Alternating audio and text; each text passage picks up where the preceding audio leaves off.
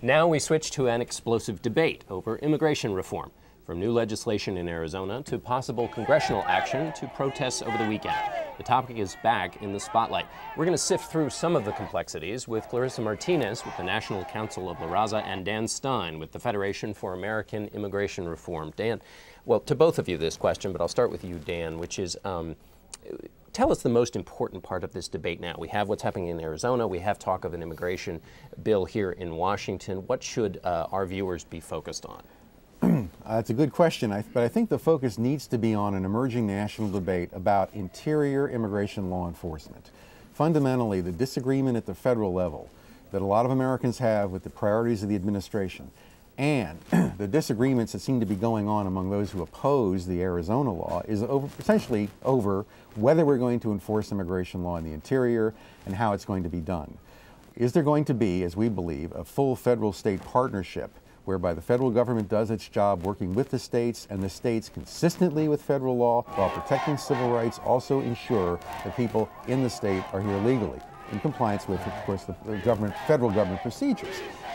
The effort in Congress to push what many of us believe is an amnesty bill overlooks what we feel are the fundamental structural needs for reform. And Arizona is trying to respond to the absence of those Your view, Clarissa, where is this debate and what should people be focused on?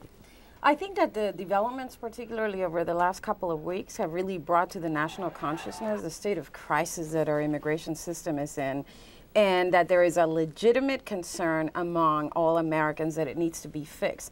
I don't think we have seen the level of leadership needed from the White House to address this problem. And I frankly think that it's very clear to everybody that Republicans are going to have to step up and step in to work with Democrats to solve this problem.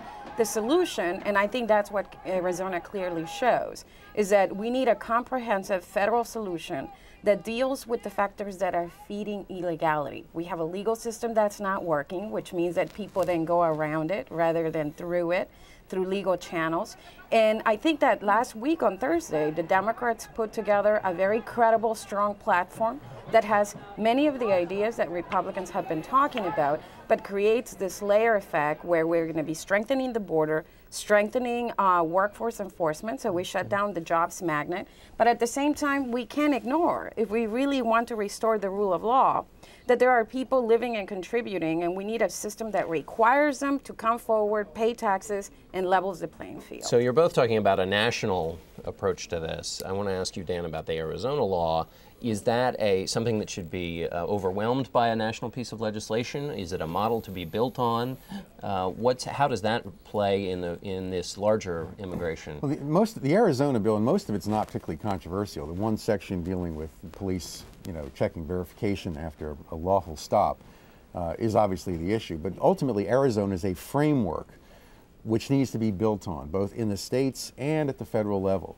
To have an overarching federal reform that actually enforces immigration law in the interior with the states. But on that the federal proposal that we're seeing the Democrats come out with, ultimately, we're not sure that's even a consensus proposal among Democrats, much less among Republicans. When both candidates campaigned, Obama and McCain, they said that we needed to restore credibility first, get the borders under control first before we did anything else. There seems to be a departure from that promise during the campaign to now to push a bill at the federal level which would create amnesty for people here illegally without really reforming the laws that we think needs to be done. Let me ask you a question about that Arizona bill. You say, well, there's not much of it's controversial, but you're talking about law enforcement. At the point of contact on law enforcement is where it is quite controversial. And, that's right. And it's it may be warping the debate, but it's controlling the debate. And so what's your view just on the question that people are being considered suspects based on simply the color of their skin? Well, we at FAIR are as concerned as anyone else to ensure that there's no racial profiling done at the state level in any context. It's very important that there be civil rights protections built in, and we think this bill, particularly now that it's been even amended further, does that. But I think it would be important for everyone to calm down for a little while. Let's see how the law is actually going to be implemented before everybody goes berserk. The effort is ultimately to try to protect public safety, citizens of Arizona, and to recruit the federal government as a partner in verifying status. Clarissa, you're shaking. Very straightforward. You're shaking your head, and so respond. But let me ask you also this question, which is, you know, surely there does have to be some law enforcement component. So supporters of this law or of strong law enforcement would say, don't define the whole thing by the most egregious possible way you could take this law. So what's your response to that? That piece is what the law is about. And I think that one of the interesting things is that when you hear law enforcement, you see that they're deeply divided on this issue. And actually, there's been a lot of the sheriffs and jurisdictions along the border who are saying, look, our crime rate's it has gone down over the last decade. We know that there are problems.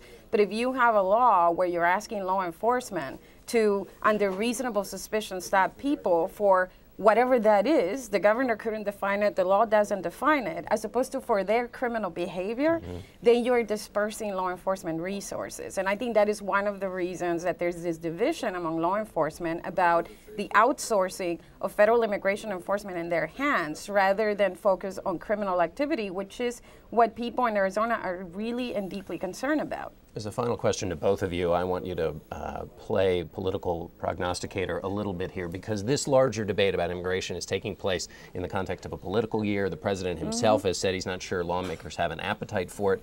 And so I want to ask you first, Dan, what is your sense of whether anything's actually going to happen on this issue? And if anything isn't going to happen, where does the pressure come from? Well, nothing's going to happen at the federal level because there isn't a consensus on a variety of the core structural issues that need reform. What's the purpose of immigration law, immigration generally? How do we make it better serve other national interests, our labor market, environmental policy, a whole range of other things we need to have. We need to really resolve this issue of the federal-state partnership, which Arizona is ultimately about. That's not going to get resolved at the federal level at this point. The underlying factors that are fueling the continued growth in public anxiety about immigration are only going to get worse as the structural nature of the economy changes, the prospects for Americans living the American dream change in this new globalized competitive environment. Our immigration policies are somewhere stuck back in the 1820s that don't represent what the country needs today. And as long as that's the case, and as long as immigration continues to cost taxpayers far more than it's actually benefiting the country, you're going to have this growing public anxiety.